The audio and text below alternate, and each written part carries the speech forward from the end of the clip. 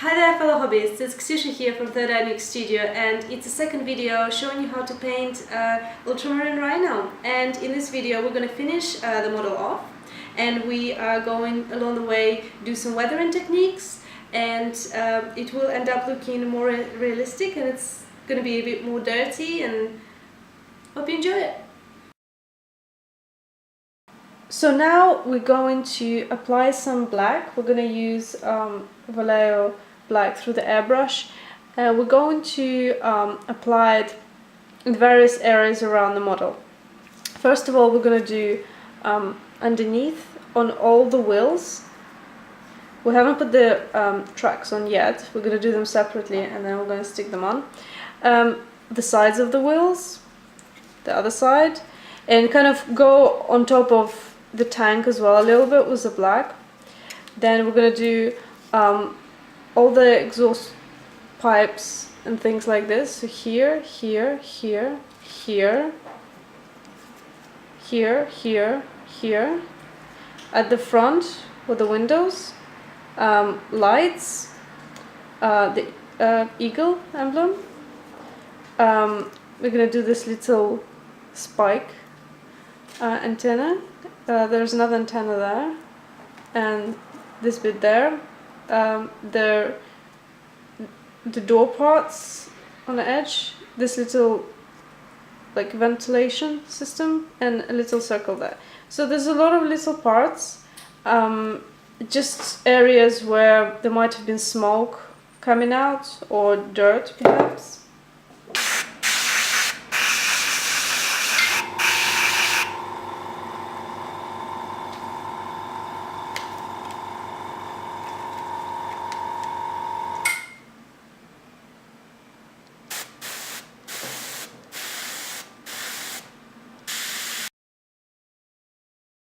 So here you go, you can see where I've darkened it with black, so all the areas that I have mentioned.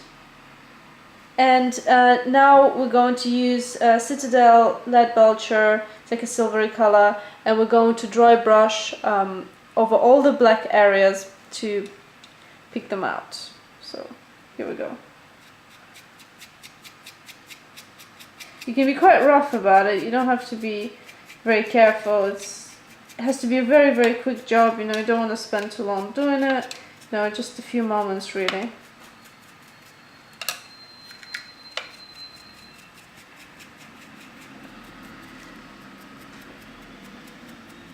As you can see now, all the black areas are nice and shiny. Make sure it's quite, you know, strong silver color.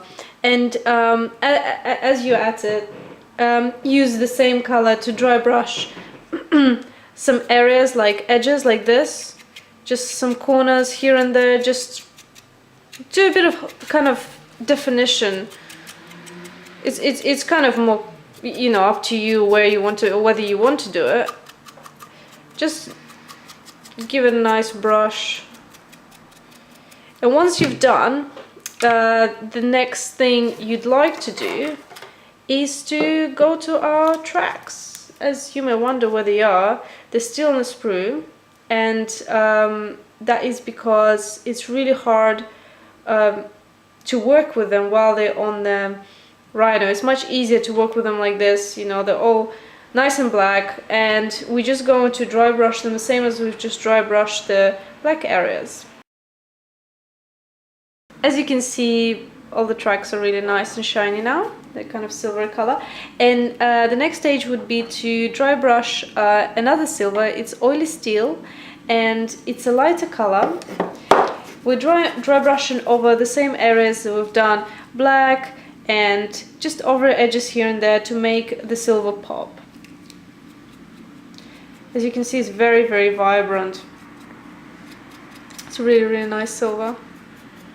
So we're not doing it as heavy as the previous silver, just very sort of light brush. The next thing we're going to do, we're going to use some weathering powders. We're going to go around the tracks, the ones on the sprue, and around the wheels here and the bottom part of the vehicle. Basically, we're trying to imitate as if the tank was going through the mud. So we're going to use industrial city dirt, and we're just going to basically cover the bottom of the model with here and there, kind of at random, and use the other color.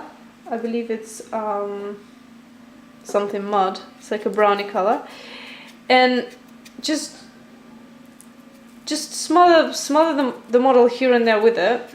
Go at the bottom, and you'll see what we do next. So it's all very muddy at the bottom. I also did the back here at the front, where, you know, the mud could have been, you know, spitting out. And basically now we're going to mix Citadel Desert Yellow, and we're going to mix it with distilled water in our airbrush. It's going to be a very liquid consistency. As you can see, it's kind of very flowy, and we're just going to literally spray over all the areas we've dusted. Very light spray, just to make it moist.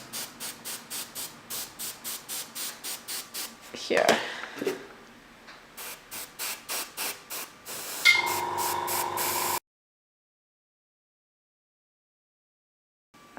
Afterwards, you need to spray a bit of matte varnish around the areas where you've done the dust to fixate the effect. And the next little bit we're gonna do is use some antique gold, a little tube, and we're gonna dry brush it over the eagle. Use like a really small brush. You don't want like a massive brush going over there, because you don't want to go anywhere but around the emblem. Okay. So here we go. So now you can see it just becomes a bit more of a bronzy sort of color. It's really prominent now. That's it. Now we're going to use some sepia wash, and we're going to do, with our airbrush, just here and there, kind of like sprays to make things look a bit older, just in some of the creases of the vehicle, and on the whites, if you've done any sort of type of stenciling, on the wheels, to give it more depth. Those are not things you're going to see straight away, but it just adds more detail to the model.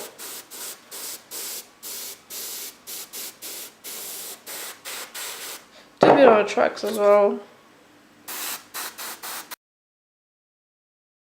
With the chrome, we're going to dry brush very, very lightly all the black areas, the tracks, the eagle. But just make sure not to smother with this color. Just very, very light dry brushing, just to get like just a sparkle after we've weathered it, just a sparkle here and there, so it just brings it back to life again. Now we're gonna mix Rhinox hide and Abaddon black on a palette. I've got some mixed here. It's I don't know if you guys can see, it's a type of a brown. I think it's more or less 1-to-1 mix. You don't want it to look like black, you want to see that it's a dark brown. Take a little sponge, I've got a bit here. Those are from the cases, the type of sponge you get to put your models in. When you cut bits out, you know, you can keep it and use it for sponging. Dip a little bit of your sponge into the paint. Wipe it off a bit on the tissue, and basically where we're going to sponge it is the areas that would have been the most damaged. So the bottom of the tank, on the wheels, you know, at the front here and there, where it kind of, you know, it can have impact with something like with earth, or, you know, rocks, like little stones, pebbles flying off. And we're obviously going to do some on the tracks as well. They get damaged a lot. So we're just basically doing very, very lightly here and there, not everywhere, you know, don't smother it. It's a very it's a very light technique, you know, I don't want to see too much of it. It just creates a really nice effect. Okay, I've done the dabbing with a sponge at the bottom, but I also done some on top, just wherever I felt that it was cool, that it looked like there was a corrosion going on. You can do as much and as little as you want. Don't be afraid. Just do enough that you feel, you know, it looks right. Do a lot if you want to. You can't really overdo this technique, you know, too much, because not much area gets sponged at a time. You can sort of step back and have a look. So I've done, you know, at the top here, on a lot of edges around, you know, the tank. And the next step would be to go over those areas that you've done the brown color with a sponge, but this time we're going to use oily steel, so it's going to be a silvery color. And that is to create an illusion that basically there's like some sort of corrosion going on, and as well as revealing the silver, which is underneath our color, like everywhere else, it also reveals some brown, like rust sort of area. So it's gonna make, you know, we're making it more and more realistic basically.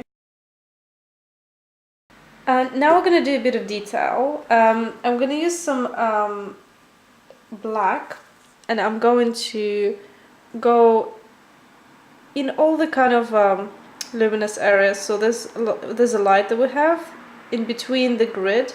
I'm gonna go black, the little dots next to the light, and the little windows here also gonna be black. But you can, guys, use any color you want. It could be blue or yellow or white, or whichever color you think the light should be on the tank. After that, you would paint a little bit of gloss on top to make it all shiny. But just make sure the paint is dry before you apply your gloss. And now we're going to use our final sort of rust corrosion type thing, which is a Typhus corrosion from Citadel. And we're gonna, it's like a watered down sort of browny kind of wash. So I've done quite a lot. I've gone over every single screw. I've gone around making it look rusty. I did like a stroke across the top here, you know, in where the door open, like all the edges. You know, it's up to you. That's what I've done on the tracks as well. Now it's done. It's pretty much done. Just put your tracks on and you're good to go. So the model is finished now. I'll put the tracks on and it's ready to go in the battle. Those techniques I showed you guys, you can use them, you know, in many different models. As a combination of techniques, it would really suit an orc army. You can use them all in an orc. Or you can take certain techniques that you did like and apply it separately. For example, the sponging technique, you can use it in Elder or Tau. And the oily look, you can use it on Tyranid skin. So it's really up to you. You know, you can really take it away and make it your own. There's a lot you can do with this. So hopefully it was very useful for you and hope you enjoyed it, and see you next time.